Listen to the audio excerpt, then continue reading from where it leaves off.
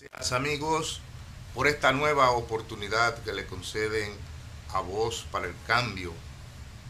Los martes, algunos martes, son días de mucha expectativa en Voz para el Cambio porque regularmente viene don Narciso Isa Conde a compartir, como dice él, mucha experiencia acumulada. Y entonces en ese sentido la producción de este espacio siente profunda satisfacción y es la forma de recibir a un hombre que ha aportado tanto a la democracia dominicana. Y así de entrada nos gustaría pedirle a Narciso Isa Conde que nos valorara una afirmación que hiciera el expresidente de la República, doctor Leonel Fernández, en el sentido de que el Partido de la Liberación Dominicana se iba a convertir en una fábrica de presidentes. Y ahora mismo en el escenario han salido ya con aspiraciones definidas el presidente del Senado, Reinaldo Pared Pérez, el señor Amarante Baret, que ha lanzado al ruedo, y Domínguez Brito. Nos gustaría, Narciso, que nos analizara este fenómeno que se da en el Partido de la Liberación Dominicana, que aunque fue Leonel Fernández que lo anunció, ninguno pertenecen a su traba. Lo que él olvida es que es un componente, que hay un fuerte componente en esa precandidatura de políticos delincuentes. ¿Cómo va a ser? Y que además todo eso es una gran farsa. Bueno, cuando tú dices no pertenecen a la traba de Leonel, es porque lo tiró Danilo al ruedo. Porque ahí hay dos que deciden, ¿no? Hay una cúpula con dos facciones, una plegada a Danilo Medina y otra a Leonel. En tanto, Leonel desempeñó la presidencia de la República. Pensé que iba a decir que acumuló fortuna, pero está bien, porque bueno, la fortuna es parte del poder. Acumuló poder y fortuna, sin duda. Eso está interrelacionado en un sistema como este, ¿no? Leonel se hace multimillonario en el ejercicio de la presidencia de la República con múltiples alcancías, como hay que llamarle a los funcionarios que le sirven para operar dentro del Estado como Estado patrimonio de ellos, ¿no? Entonces tú tienes el caso de Félix Bautista, tú tienes el caso de Diandino, tú tienes el caso de Díaz Rúa.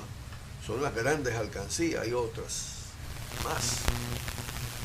Y Leonel y Danilo releva imitando ese proceso. Entonces todo eso es una gran farsa de fábrica de presidentes, de todo esto, ¿no? Ahí ellos están compitiendo por la impunidad, en primer lugar, un pacto de impunidad. En tanto ellos actúan tratando de prolongar el continuismo y la reelección del partido que le garantice a los dos la impunidad. Eso a veces tiene sus riesgos, la competencia entre facciones, porque tiende a dividir y a debilitar, pero sin lugar a duda en este caso estamos frente a un esfuerzo de garantizar la impunidad de uno y de otro. Leonel la vio amenazada porque Danilo amagó y no dio, pero amagó de mala manera con lo de Quirino, con todo este tipo de cosas. Y ahora pero lo de Quirino pudo ser una venganza, porque si uno recuerda cuando Danilo dijo me venció el Estado, es posible que haya estado impulsado. No, porque ellos operan así, es decir, en fin de cuentas, en las competencias internas el que tiene más poder de Estado aplasta, porque el manejo del Estado le da muchísimo más posibilidades clientelares. Tú tienes lo que son los ministerios y las entidades que tienen alcance nacional y que a través de ellas se puede operar electoralmente. El que controla el poder ejecutivo, además un sistema constitucional que le da mucho más poder al poder ejecutivo que a ningún otro poder, y que además traslada un fuerte poder al Senado de la República para controlar las otras instituciones. Entonces tú tenemos un presidente que te controla el Senado, te controla el Congreso, te controla las altas cortes, y aparte de eso las instituciones no electivas. Yo diría que sí, y yo diría que el PLD tiene tanta fuerza en este momento que los que fueron sus contradictores en el debate político nacional hoy están narigoneados. Fuerza de Estado, tú oyes.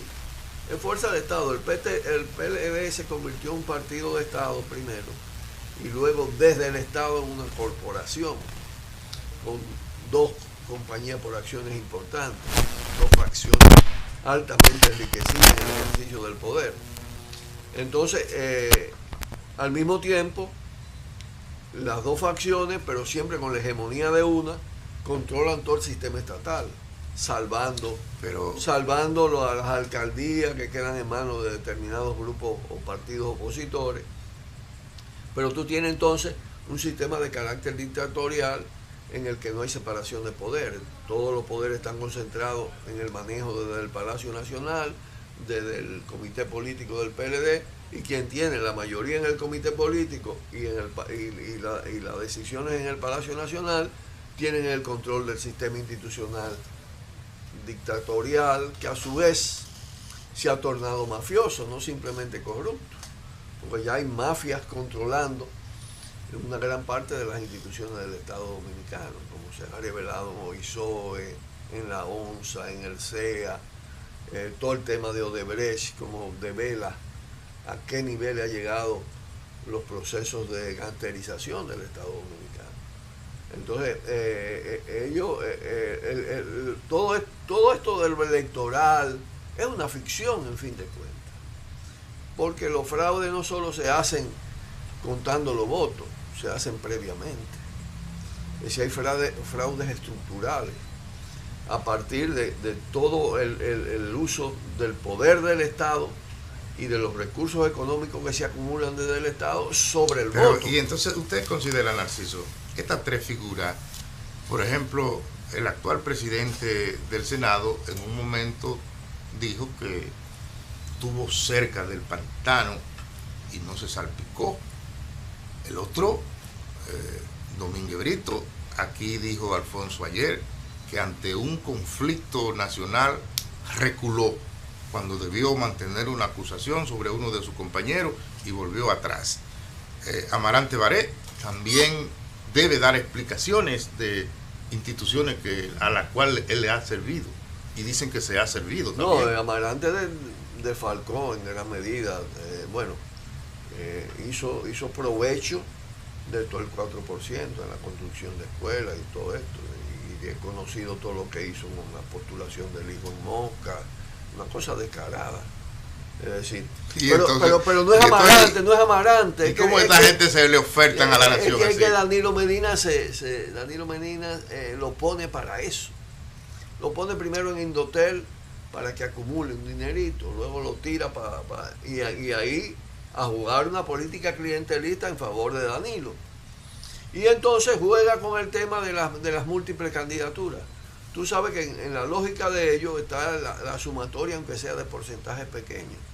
Si están compitiendo con otros, tiran al ruedo varios para que muerdan un poco el electorado interno o nacional, y luego ellos se le suman a él. Esa es la jugada. Todo lo que están en el ruedo ahora mismo han sido tirados porque el que tiene la necesidad de hacerlo así es Danilo. Entonces es una jugada. Claro que sí, es una jugada. Pero son marionetas. Pero además, yo te digo, lo de Pared Pérez está comprometido en todos los sobornos del Congreso Nacional, del Senado. En el caso de hombre de maletín también. En el caso no, él recibe del hombre del maletín. Ellos están, es decir, él recibió de Rondón, porque los hombres del maletín son varios. Y además las grandes corporaciones tienen intermediarios, ¿no? Está el caso de la Embraer con los Tucanos, está el caso de la propia Odebrecht, pero además todos los contratos se negocian. El Congreso es un mercado. Cuando tú ves que uno de estos tipos se postula y despliega una millonada en propaganda, de dinero robado. Porque ¿de dónde sacó Pared Pérez una fortuna o el otro, Amarante Baré? ¿De dónde sacan la fortuna que exhiben en una competencia que es simplemente para posicionarse?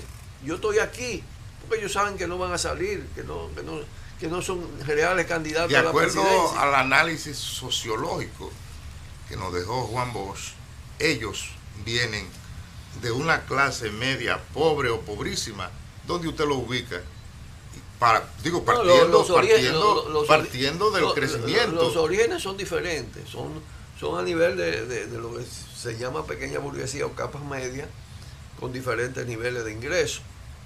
Algunos todavía vienen de sectores pobres, con un afán de ascenso, y usan la política. Pero uno observa la política como escalera. Uno observa, Narciso, que en política, mientras el individuo viene de una clase más inferior, cuando consigue muchos recursos se hace más arrogante. Depende, hay unos, por ejemplo, tú no tenías eso en Peña Gómez. Peña Gómez no tuvo grandes recursos, pero ascendió mucho en la política. No, porque ese era un intelectual. Y siendo de los orígenes más pobres, por eso depende. Si desde la pobreza tú haces un esfuerzo de superación, de formación, de todo esto, tiene otros valores. Porque es que yo no le veo discurso a estos que se han lanzado. ¿Y qué discurso van a tener?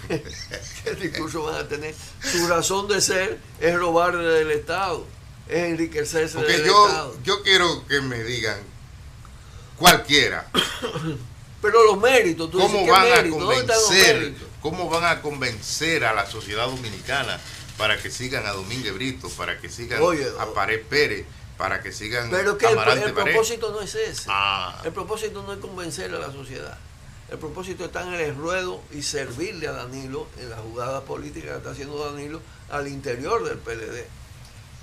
Ellos son fichas de una maniobra política, sencillamente. Pero entonces eso revela... Claro, ¿qué pasa? Que son tipos egocéntricos, ambiciosos, personalistas, y a veces hasta se creen. ¿Tú entiendes? Que se creen que puede ser, pero además les gusta verse en los afiches, le dan espacio de televisión, es decir, se hacen famosos, se hacen importantes. Es la vanidad también operando, ¿tú entiendes? Porque hay también un estímulo al egoísmo. Pero eso revela una crisis, porque si usted quiere... No, que todo el sistema... Una crisis de valores. Mira, el sistema político institucional está en crisis, el sistema de partido está en crisis, está postrado. Oye, después de la aparición de Marcha Verde y de su desarrollo, de esos partidos no han podido hacer ni siquiera una movilización importante. Eso lo analizaríamos más adelante, pero hay quienes dicen que la Marcha Verde fracasó, pero eso lo podríamos ver más adelante en otros segmentos. La Marcha Verde deja una estela y está presente, deja una estela que los arrincona a ellos.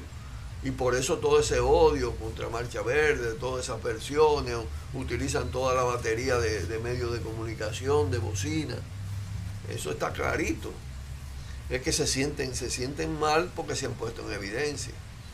Es un sistema sin base real, que está apoyado simplemente en prácticas clientelistas que se van desgastando.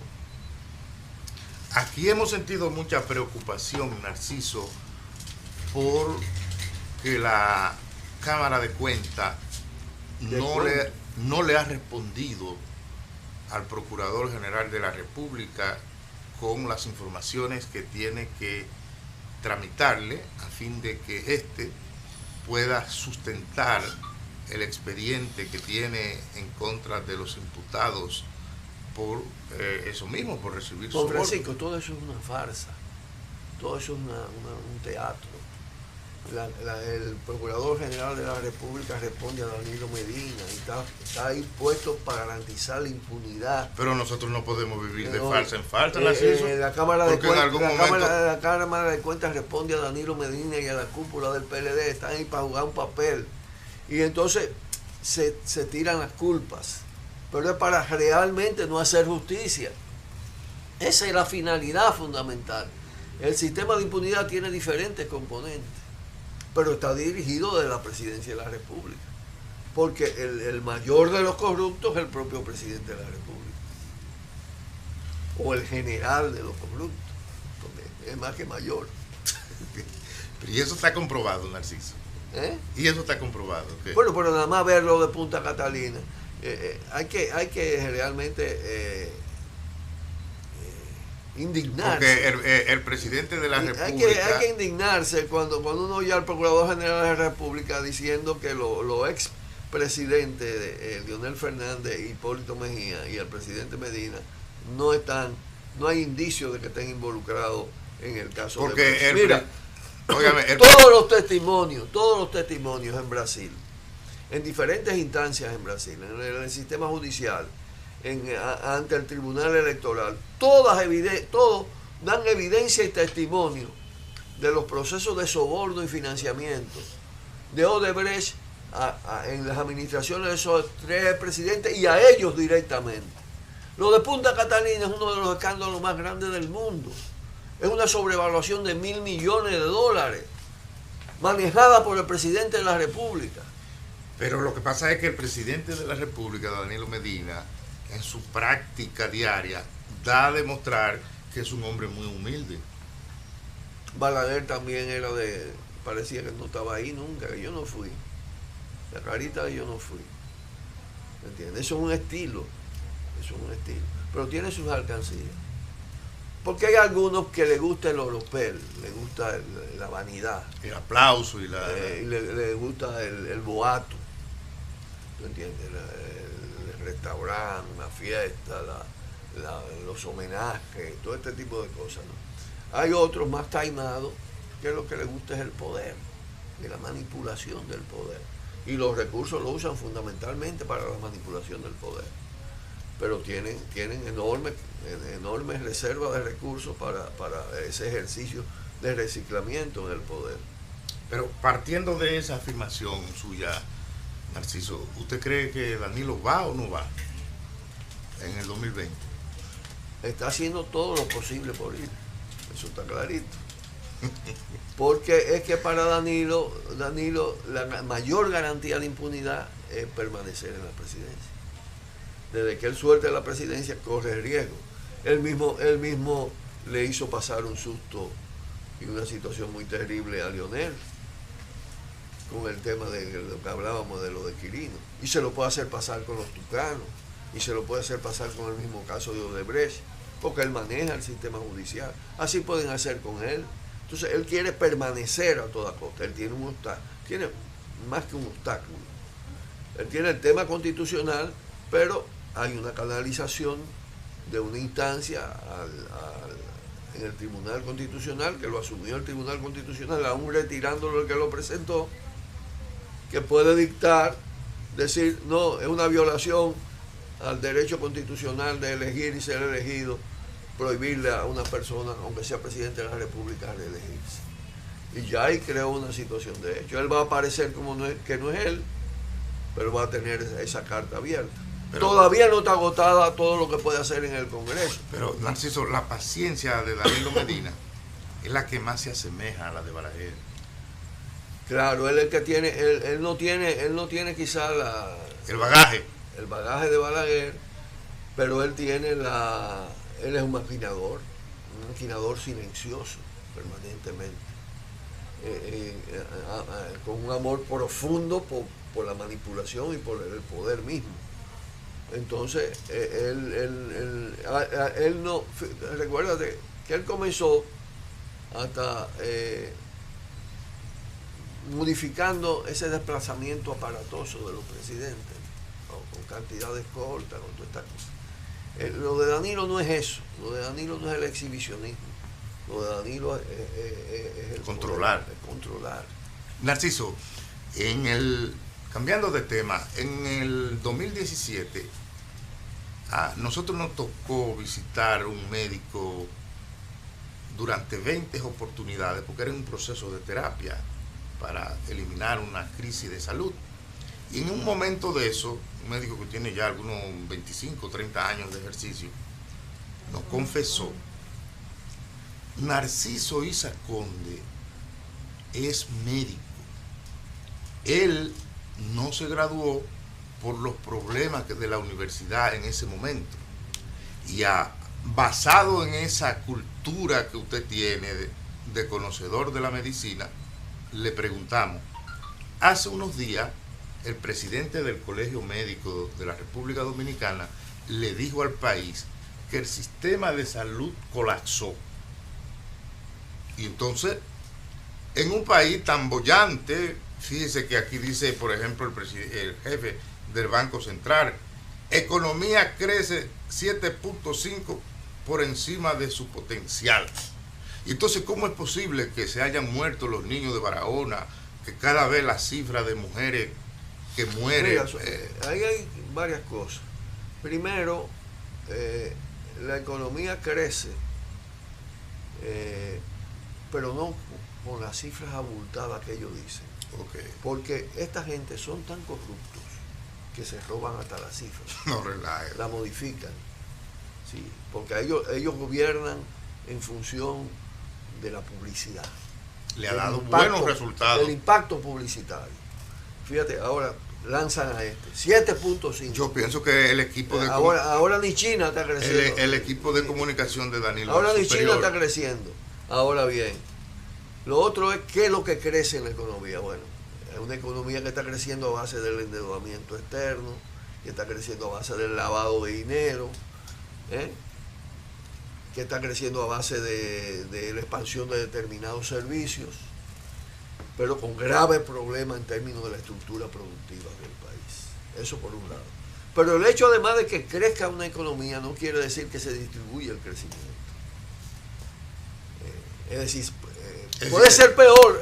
Es decir, que ese crecimiento no llega a los pobres. La generación de desigualdades puede ser mayor aún creciendo, porque el acaparamiento, la concentración del crecimiento y de la ganancia en pocas manos, en pocos grupos de poder, determina abismos sociales enormes. Pero eso le crea problemas a la colectividad. Entonces aquí no es, pero además hay otro tema fundamental, es que es un modelo que no es simplemente dominicano, es todo el proceso de expansión del llamado modelo neoliberal o de la estrategia neoliberal, que le da una preeminencia absoluta a la privatización, al interés privado, a la empresa privada, pero no a cualquier empresa privada. En el mercado se imponen las que más poder tienen.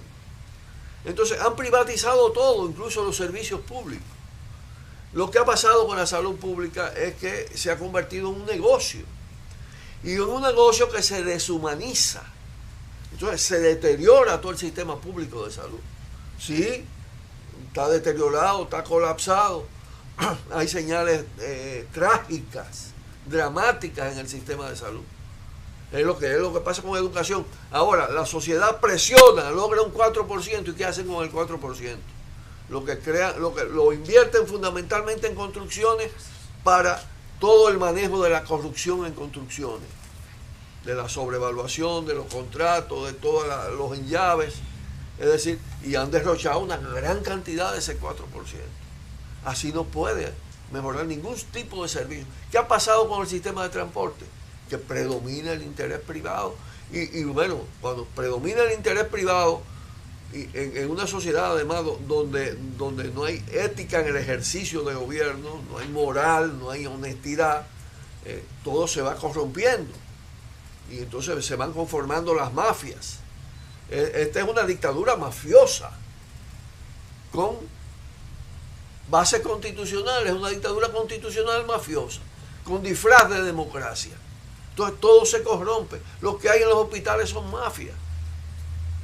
¿Qué le importa robarse los medicamentos para dejarlos enfermos? Pero entonces están negociando con la salud de la ciudadanía. Pero naturalmente. Pero negocian con la muerte. Negocian con la muerte. Yo decía que el obispo Masalle no debía ir a un cementerio privado a dar una misa. ¿Y por qué? Porque, oye, si negociar con la salud es algo más que indecente, negociar con la muerte es peor. Eso es un derecho. Ay, Dios mío. El derecho a que una vez tú muerto te puedan enterrar es un derecho después de una vida entera. Y hay gente, hay familias enteras que se quedan endeudadas con el tema del muerto. Bueno, Y de la vamos a una enfermedad ni brevísima hablar. pausa con este título. Negociar con la muerte es peor. Usted no se mueva, que Voz para el Cambio sigue en este martes tocando puntos esenciales para el desarrollo de la sociedad dominicana.